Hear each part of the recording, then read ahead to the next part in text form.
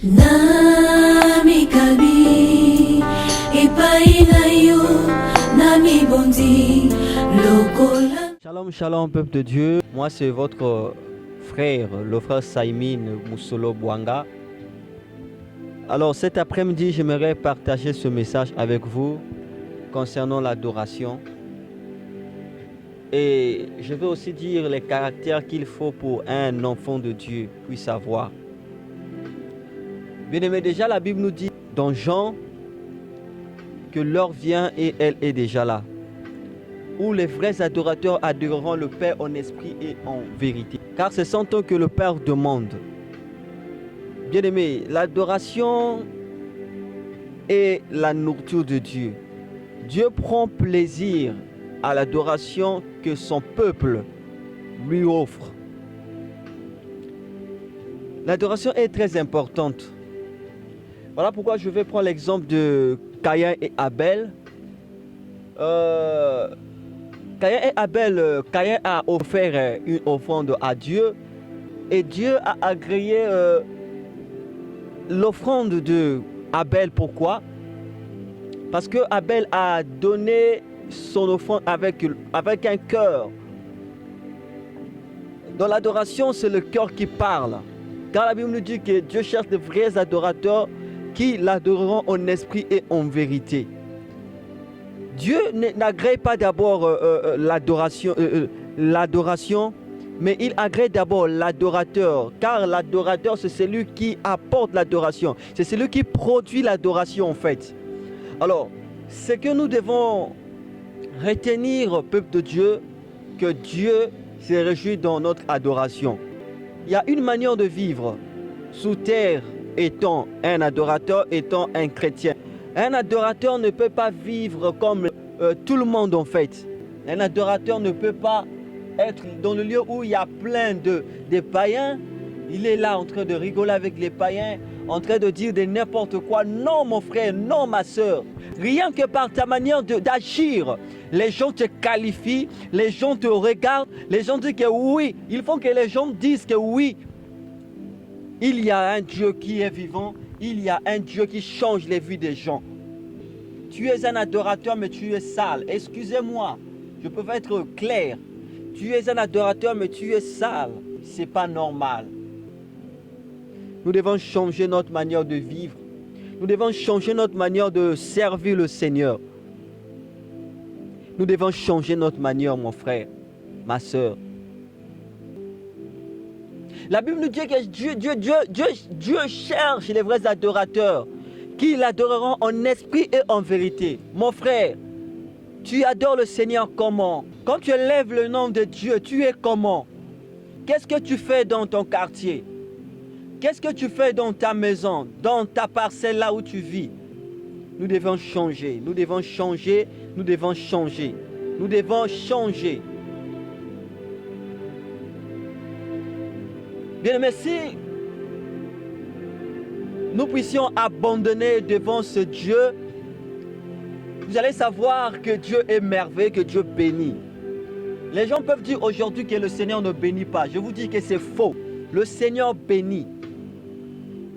Si nous pouvons regarder dans la Bible, la plupart des serviteurs de Dieu étaient tous riches. Riches matériellement, financièrement, spirituellement. Le Seigneur bénit. La Bible nous dit qu'il est le rémunérateur. C'est lui qui récompense. C'est lui qui récompense ses serviteurs. Je te dis mon frère, toi qui sers le Seigneur, toi qui es là tous les jours, balayer l'église, que le Seigneur ne t'a point abandonné, que le Seigneur te connaît. Je dis à toi mon frère, toi qui es là ponctuel à l'église, tu es là tous les jours, au culte, tu sers le Seigneur, tu es chantre. Tous les jours, tu es là en train de servir le Seigneur, qu'il y ait de chantre ou pas, tu es là. Je te dis, mon frère, que le Seigneur te regarde. Le Seigneur te voit. Et il sait, car la Bible dit que Dieu nous connaît mieux que nous-mêmes. Toi, tu te dis que le Seigneur t'a abandonné. Laisse-moi te dire, mon frère, que le Seigneur ne t'a point abandonné. Le Seigneur a un regard favorable pour toi. Car la Bible nous dit que il connaît des projets qu'il a formés sur nous, les projets de bonheur et de paix, et non des projets de malheur. Le Seigneur te connaît, mon frère. Tu peux faire 3 ans, 4 ans avec le Seigneur ne te bénit pas. Ne te dis pas que le Seigneur t'aime pas. Ne te dis pas que le Seigneur ne te voit pas. Il te voit. Prenons l'histoire du peuple Israël en Égypte. Le peuple Israël a fait combien des années en esclavagisme? 400 ans de l'esclavagisme. Qu'est-ce que le peuple Israël n'a pas dit? Que le Seigneur nous a abandonnés. Or que Dieu, il est merveilleux. Dieu, il fait les choses selon son temps. Il est le maître de temps et des circonstances. Et fin de fait, le Seigneur a fait quoi? Le Seigneur a sauvé le peuple Israël en Égypte. Il les a fait sortir dans l'esclavagisme. Alors c'est pour te dire, toi mon frère, ma soeur, que le Seigneur te voit, peu importe ce que tu traverses, le Seigneur est avec toi, il te connaît, il fera quelque chose dans ta vie. Il faut que tu passes dans le désert afin que le Seigneur puisse te bénir. Parce que si tu ne passes pas dans le désert, mon frère, si Dieu te bénit directement, les gens vont dire que tu as tenu fétiche. Alors Dieu n'est pas bête, Dieu n'est pas idiot pour te faire passer dans les souffrances. Il fait cela pour montrer aux gens que regardez cet homme, il est pauvre, il mange difficilement, regardez-le bien, prenez-le les photos. Et après demain, je vais changer sa vie et c'est là où le Seigneur va se glorifier. Et quand les gens vont voir quelqu'un qui priait, qui passait des moments difficiles, est devenu béni, c'est là où les gens sauront que le Seigneur bénit, le Seigneur est merveilleux, le Seigneur écoute les prières des justes, le Seigneur est bon, le Seigneur est riche. Mes frères, merci beaucoup. Je vais finir par là. À nous revoir dans notre prochain thème. Je vais parler sur le sacrifice. T'offrir toi-même à Dieu.